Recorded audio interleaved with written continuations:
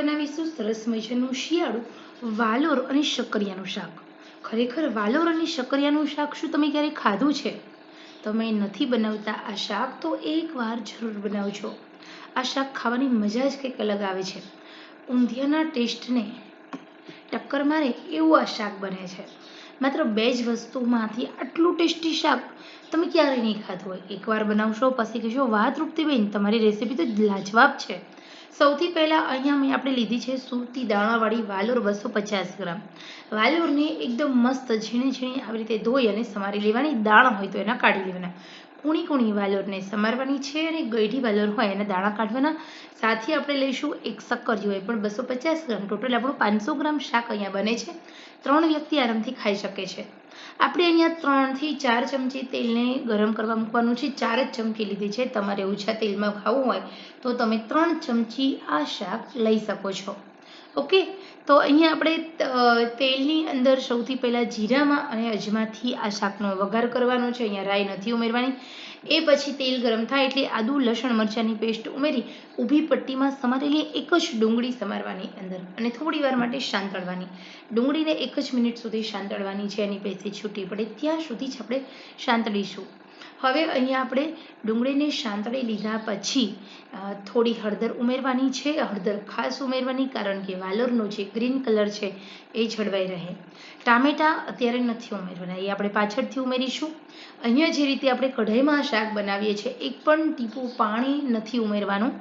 આ બંને વસ્તુ એવી છે જે ફટાફટ ચડી જશે, ચડતા વાર નહીં લાગે. શક્કરિયાને ચડતા ઓછી વાર લાગે. બટેકા હોય ને તો આપણે પાણી ઉમેરવું પડે. હવે અહીંયા આપણે સહેજ પણ પાણી નથી ઉમેરવાનું, એમ જ આપણે આ શાકને તેલમાં ચડવા દેવાનું છે. હળદર અને મીઠામાં 1 મિનિટ સુધી આપણે આવી રીતે શાકને સેટ થવા દેવાનું. એ પછી ધીરે ધીરે આપણે ગેસની આંચે એકદમ સ્લો ટુ મીડિયમ કરવાની છે અને મીડિયમ આંચે જ આપણે આ શાકને ચડવા દેવાનું. 4 મિનિટની અંદર ચડી જશે. જ્યારે પણ આ શાક બનાવો છો ત્યારે હેવી બોટમ કઢાઈ હોવી જોઈએ. અહીંયા આપણે થોડું ઉતાવળ છે એટલે પાણી ઉમેર્યું, બાકી તમે પાણી ન ઉમેર્યું તો પણ ચાલશે. હવે આપણે એકદમ મીડિયમ આંચે ચડવા દઈશું. મેં અહીંયા અડધી વાટકી જેટલું પાણી ઉમેર્યું છે. 1 મિનિટ સુધી આપણે એવી જ રીતે સાંતળવા દેવાનું. ફરી આપણે હલાવવાનું છે. પાણીનો ભાગ બધો જ બળી ગયો છે. આપણે સહેજ બી પાણી નથી રહેવા દેવાનું. આપણે ટેસ્ટ કરવાનું મીઠાનું પ્રમાણ કેટલું છે તો આપણને હવે ઉમેરવાની ખબર પડે. તમે શાક બનાવો છો તો આંખમાં જે આંસુ આવે એટલી ખારાશ હોવી જોઈએ મીઠાની, તો જ તમારું મીઠું પ્રમાણસર કહેવાય, નહીંતર વધારે ઓછું હશે તો નહીં મજા આવે ખાવાની. હવે અહીંયા ટોટલ 4 મિનિટ થઈ ગઈ છે. તેલ તમને બધું જ છૂટું પડેલું દેખાઈ રહ્યું છે. ત્યારે આપણે એમાં મસાલા કરવાના છે. મસાલામાં મેં હળદર પહેલેથી ઉમેરી છે એટલે આપણે માત્ર ને માત્ર કાચું જીરું, લાલ મરચું, સહેજ અમથું મીઠું ઉમેર્યું અને ધાણા જીરું ઉમેર્યું. સાથે આપણે ટામેટાં ઉમેરી દીધા. જે આપણે ટામેટાં છે ચોપરમાં ચોપ કરી અને ઝીણા ઝીણા સમારી અડધા થોડા મોટા રાખ્યા અને ઉમેર્યા. 1 મિનિટ સુધી આપણે આમ જ હલાવીશું. અહીંયા આપણે બધા મસાલાને તેલમાં ચડવા દેવાના છે. પાણી ઉમેર્યું તો એ બધું જ પાણી બળી જવું જોઈએ, નહીંતર આ શાકને તમે તેલમાં કરો તો પણ ચાલે. પણ પાણી બી એકદમ ઓછું ઉમેરવાનું.